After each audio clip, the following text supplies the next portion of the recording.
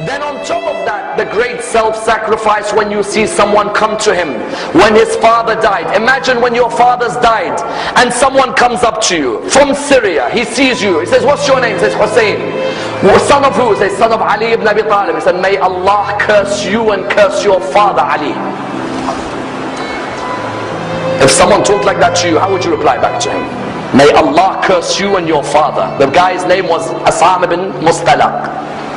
Imam said, is the wind of this area hurting you? Or maybe you've had a disagreement with your wife.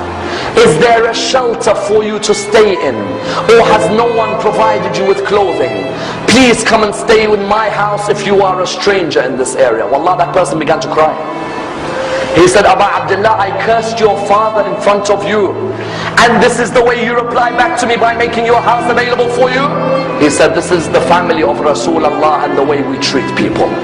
People may come and curse us, but we come back with morals because our grandfather Rasulullah came to perfect the morals of mankind.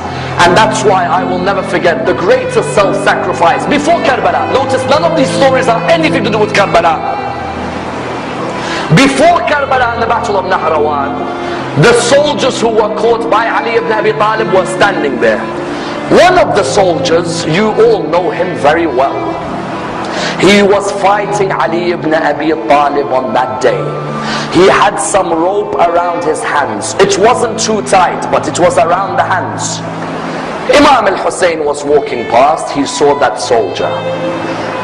And the soldier looked at him and said, Hussein, I beg you, please remove this rope from around my hand, because the rope is causing nervousness in me. Remove it. And I'm asking you. Imam al-Hussein went back to his father. He said, oh my father, I'd like a favor from you. He said, what is it?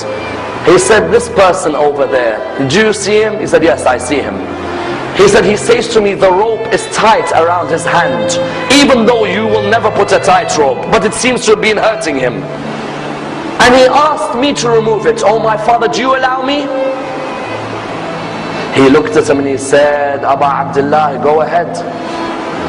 Aba Abdullah, why do you want to answer this? He said, Father, when someone asks through me, how can I reject? I don't want the person to be embarrassed. When you realize who this person is, that's when you realize how magnanimous a man this man is. He went back to the person. He said, give me your hands. And he removed the ropes from the hands of Shimr bin Dhil Jawshan.